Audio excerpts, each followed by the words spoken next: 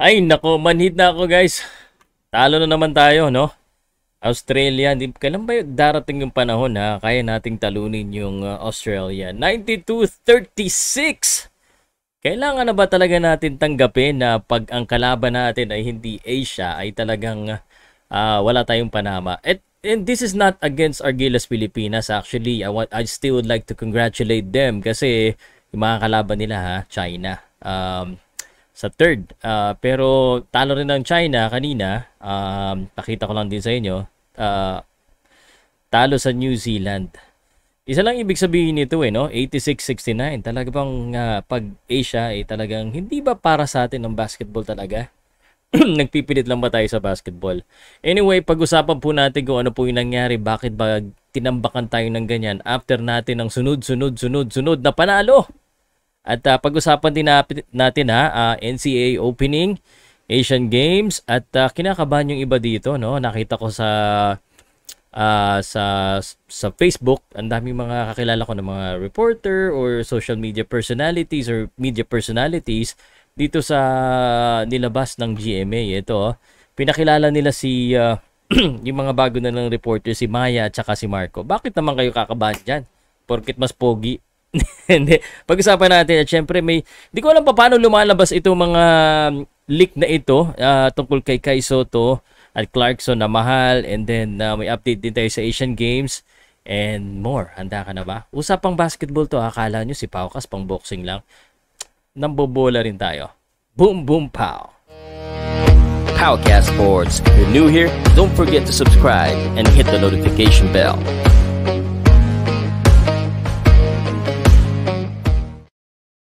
Isa, sir, mag-cover ka pa ng MPBL, may junior MPBL pa dyan sa San Andres Sports Complex, malapit lang sa amin yan eh. Shoutout ko lang yung aking pamangkin dyan, si Marcos, naglalaro sa junior MPBL. Sana makuha yan sa PBA soon ha. Anyway, opening din po ng NCAA kanina, no? At saan ba yung mga pictures nila? Meron pang basta opening ng NCAA sa Mall of Asia Arena. So, meron kantahan. So, just wanted to let you know. Same time pala, same day, opening din po ng NCAA, ay ng Asian Game opening ceremony. Ayan, no? 16 hours ago. At September 23 na pala ngayon. September 24 na pala ngayon. Ibig sabihin, ayan na, dami kasing nangyayari. Pag Sabado at Linggo talaga, guys, at sobrang busy, no? Nawawala ako sa sarili ko sa sobrang daming nangyayari. At ayan na yan, no? Nakasulat dito, Asian Games. So, kagahapon pala yan nangyari sa sobrang daming event talaga. Kala nyo, dali boxing, basketball, MMA, ang daming liga ng basketball, di talaga natin makover lahat. Pasensya na kayo. Speaking of basketball, gusto ko lang pakita to. How sweet, ano? Sabi dito ni Kitty Menes, thank you, kuya, sa lahat po ng turo mo sa akin. Advice on and off the court. The best ka po talaga. You know? Payat-payat pa si Kitty Menes dati. Ito, nagtataka ako. Bago natin pag-usapan yung in details yung sa Gilas Pilipinas. Next na natin yan. Tataka lang ako, paano kaya nakukuha ng mga ito yung mga information na ganito, lalo na sa sweldo. Hindi ko alam kung totoo to, no? Kay Soto got paid 11 million and 56 million naman daw itong si Jordan Clarkson. Mamahal daw, no? Not hate, no hate, just saying. Saint likewise. Hindi ko alam kung paano nakukuha yan. Paano kaya lumalabas yung mga yan? Yan ang tanong. Paano lumalabas yung mga ganyang balita?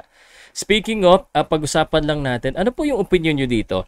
Bago natin pag-usapan yung under 16. Ito si Maya at saka si Marco. Sabi ng GMA News, Philippines meet your first AI sportscaster. Alam mo, sa mundo natin ngayon, robotics, automation has been actually dominating na yung workforce yan. Dami na kasing automation, kaya nga dyan nawawala yung mga trabaho eh.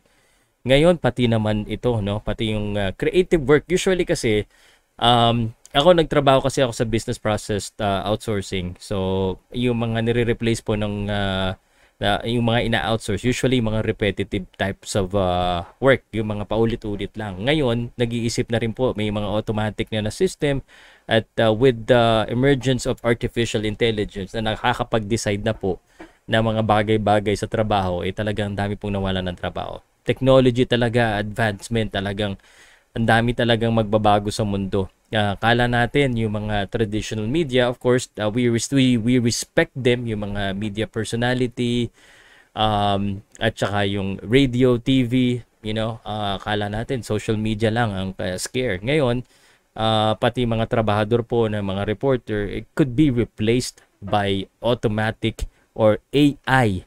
Eto, may mukha pa, mukhang totoong tao. At kung magsalita na ngayon yung mga AI, hindi na yung parang, "Hi, my name is Pao Salud. Our," 'di ba? Parang gano'n, parang, "Our news for today, Gilas Pilipinas defeated China in the Asian Games." Parang gano'n, no? Example lang 'yan, ah. Hindi na talagang lifelike na talaga yung mga artificial intelligence ngayon. So, medyo sabi ko nga, ikaw, anong trabaho mo? Sa tingin mo ba, isipin mo yung trabaho mo, pwede bang mapalitan yan? Dati, nung pinag-uusapan namin ito, sorry, medyo hindi masyado related sa basketball. Isipin mo yung trabaho mo. Iniisip ko dati, yung trabaho ko ba pwedeng palitan ng robot? Sabi ko, hindi. Pag artist ako, musician ako, hindi ba papalitan yan? Creative work yun eh. Kailangan may, may yung creating, no? Artistic. May mga robot na nagdo-drawing, may gumagawa nga ng kanta eh. Gumagawa ng tula. So, wala nang ligtas. Kaya in the future, alam nyo na, Terminator, The Matrix. Yan ang mangyayari. Mga kalaban natin, AI lagi. Kasi tayo mismo ang sumisira sa sarili natin. And yung AI, alam nila yan. So, magde-develop sila na, how do we... So, nakakatakot. But it is happening right now. Right now, no? Imagine niyo na lang yung mga ginagawang robot na yung may machine na hardware and software. Pag pinagsama, naku, delikado. Anyway, guys, speaking of delikado, pag-usapan muna natin ito. Ano bang nangyari dito sa Gilas Pilipinas under 16 natin? At ang ganda ng mga nilalaro natin. Ito, naku, tingnan mo yung first quarter, 21-7. Second quarter, 3 points lang in-score natin. Third quarter, 10 points. Fourth quarter, 16 points. Yun lang, nakaabol tayo sa sobrang pangit ng laro. At bakit ba ganun? Tanggapin na ba natin na talagang hindi tayo para sa basketball in the world stage? No? Ba't pa tayo sasali dyan? No?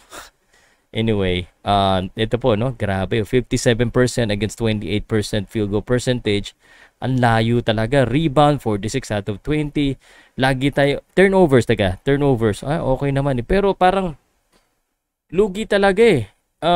Hindi tayo makashoot. Hindi talaga tayo makashoot. Hindi tayo makagawa ng magandang play kahit na ang ganda naman ng pinakita. Yung mga usual scorers natin, sablay din. Si Alas, hinahanap ko dito. 2 points lang yata si Alas eh. Saan na ba si Alas? Siya yung gumawa ako mana last time. 2 points, 1 out of 7. Si Lodovis, 1 out of 8, 2 out of 8, 2 out of 9, 1 out of 8. Ano ba, kinabahan ba tayo sa Australia? Bakit ganun pag hindi Asian yung kalaban natin? Kinakabahan tayo. Kinakabahan ba? Talaga ng magaling. 0 out of 4, 0 out of 9. Gapangit talaga lahat, no? Tapos yung 3-point natin. Wala nga tayong 3 points, eh, oh. Look at that. Shucks, 3 out of 33. Probably the worst shooting. Why does this happen pag ang kalaban po natin ay mga ganito? Ikaw, sir, alam ko basketball fan ka. We enjoy watching basketball. Kailangan na ba talaga natin tanggapin na talagang pag ang kalaban natin hindi Asyano, nahihirapan talaga tayo or imposible. Ito, mga bata pa to. Isipin natin, yung nung nagpapanalo tayo dito sa under 16 na ito na, the future is bright, we are good, yada yada yada. Tapos ngayon iisipin mo, Australia nakalaban natin, tapos tinambakan lang tayo, hindi makashoot yung mga players natin, puro sablay. So paano yan? Anong iisipin natin? Just thinking about it. Kaya nga may mga nagsasabi, again, I'm not against basketball. I love basketball. I'm still gonna watch kahit talo tayo. Pero kaya sinasabi nila sa boxing na lang or sa combat sports kasi at least doon pantay ang timbang, hindi nagkakalayo sa height.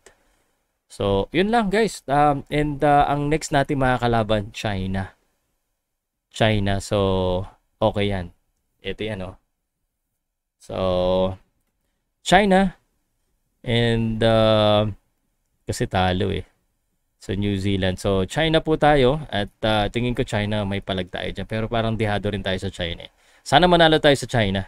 Okay? So, yun lang po yung balita natin for today. Salamat po sa pagsama sa akin. At for more of this, please share, like, comment lang po. Comment lang po kayo dyan at lagyan nyo more and then your opinion about basketball in Asia, not just Philippines. And no hate, just stating the facts and my opinion.